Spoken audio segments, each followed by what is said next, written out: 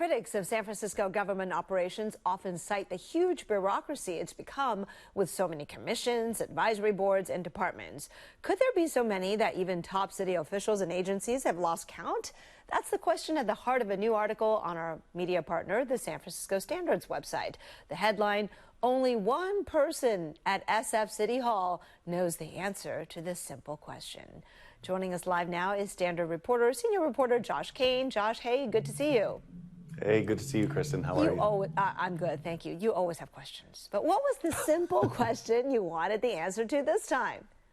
Well, basically, I was writing a story about Mayor London Breed, and it was a profile of her life. And I actually came in and talked with you folks about that story a couple weeks ago. And in the process of reporting it, I had just a fact check. And I said, by the way, how many departments and commissions and advisory boards are there in the city? And somebody was like, well, let me get back to you. And then it was a protracted question. And then they told me to talk to this person and then maybe go to that department, maybe read this report. And before you knew it, it became almost comical how I was just getting the runaround, and weeks were going by. And it was only until I finally circled back to one of the first stops where the spokesperson for the city attorney's office was able to confirm there are 53 departments, 56 boards and commissions, and 74 advisory bodies, meaning that there are 183 different government entities, not including informal groups, in just the city and county of San Francisco. Wait, so the winner is the spokesperson at the city attorney's office?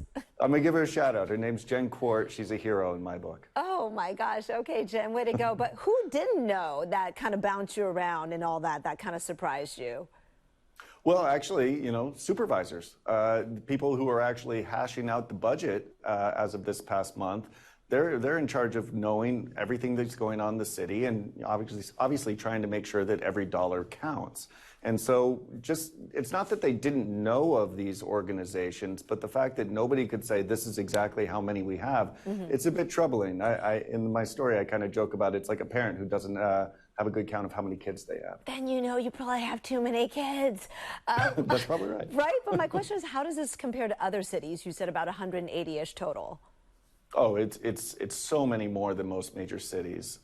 Even in Los Angeles, which has almost 4 million people, their advisory bodies are actually almost 25 less than San Francisco, and we are a quarter of the size of LA. So, I mean, when you look at other major cities, we have a framework of participatory democracy, and we want citizen oversight. We want people to be engaged. But it's kind of become unwieldy where we've expanded out on kind of obvious ones like preserving historic landmarks or the police commission to make sure that citizen oversight is created. But then there's all these other different committees that have been formed through ballot measures. What were some of the obscure ones? I think like one that I think is kind of funny is the Sugary Drinks Committee. I'm going to butcher the name, but it's basically from a soda tax from 2016. And there's a whole committee just dedicated to this ballot measure that passed. And that could be something that one City Hall insider told me, yeah, the health committee could do this. So like we have created all of these extra boards. And I went to board president Aaron Peskin, and he was saying these commissions and these groups do have real value when people ask good questions and they check authority. But they can also be a little bit of grandstanding and people just trying to build up their name ID for a potential run for office in the future. So he agreed that it might be time to actually take a look and cut some of the superfluous bodies. As you know, with some of San Francisco's major issues, there are critics who say, look, nothing ever gets done because it just takes us so long, right? Are there some who tie the number of these advisory boards, commissions, et cetera, to things not getting done, so to speak? Yeah, the ironic thing about these committees is they're supposed to create more transparency, and in a sense, they're actually making things more opaque, and they're slowing down the process.